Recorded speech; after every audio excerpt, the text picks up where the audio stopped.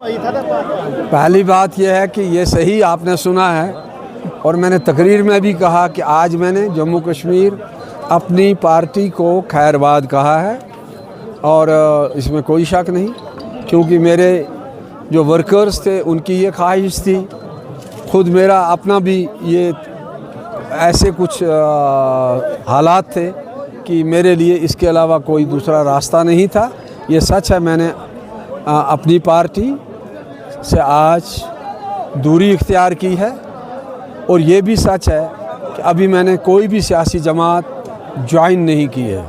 मैं अगले 1-2 दिन में फ़ैसला करूँगा कि क्या मैं कोई पार्टी ज्वाइन करूँगा, क्या मैं आज़ाद उम्मीदवार के तौर पे इलेक्शन लड़ूँगा, क्या फ़ैसला करूँगा। ये मेरे वर्कर जो हैं, जो मेरे साथी हैं, ये इनको तय करना है। मैंने इनको ये भी खुला कहा है कि अगर आपको कोई बेहतर कैंडिडेट विद इन हमारी पार्टी मिलता है तो मैं उसका साथ देने के लिए भी तैयार हूँ, लेकिन अपने लोगों में से।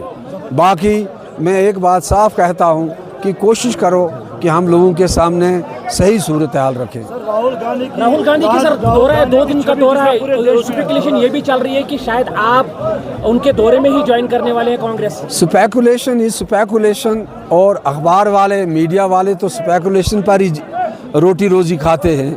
आप अपना काम कीजिए, मैं अपना काम करूंगा। मैं वही कहूंगा जो मुझे मालूम है कि अभी ना मैं किसी से मिल ना रहा हूं, ना मुझे कुछ मालूम है इस बारे में।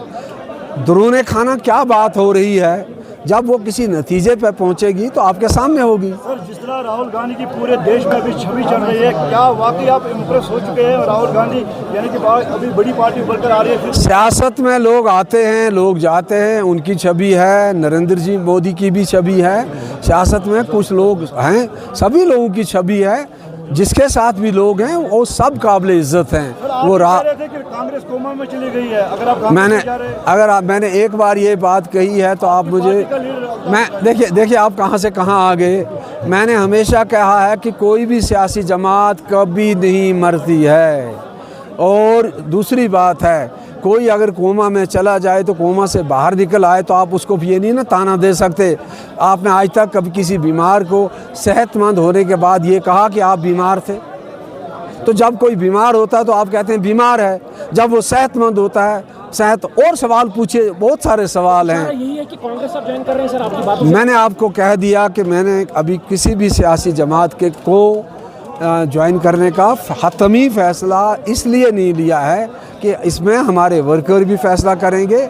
हम उनके साथ बात, देखिए जाहिर सी बात है, हमें सियासत में कहीं ना कहीं तो जाना होगा, लेकिन हम देखभाल करेंगे, सोच विचार करेंगे, दोस्तों से बात करेंगे, खैर खाहों से बात करेंगे। और मैं आपको ये भी कहूँ कि मुझे अपनी पार्टी के ख़िलाफ़ कुछ भी नहीं है, मेरा दिल बिल्कुल ठीक ठाक है। रिपोर्ट ये है कि ज़फ़र मनाज़ साहब ने कांग्रेस ज्वाइन किया, औपचारिक किया बाकी है, ऐलान करना बाकी है, आपने कर लिया सर। चलिए, मीडिया रिपोर्ट्स, इंटेलिजेंस रिपोर्ट्स आपके पास हैं, मेरे पास ऐसी कोई रिपोर्ट है नहीं। देखिए, कहते हैं अंग्रेज़ी में एक कहावत है कि जब हम पुल के करीब पहुंचेंगे हम पुल को भी पार कर लेंगे। Let us reach to the bridge, then we will decide. अभी मैंने इस बारे में कोई फैसला नहीं किया है। उनको खा जाते हैं, अक्सर जमातें बीजेपी को लेकर गाली गलौज करती हैं, ये भी है ना रीजनल पार्टीज।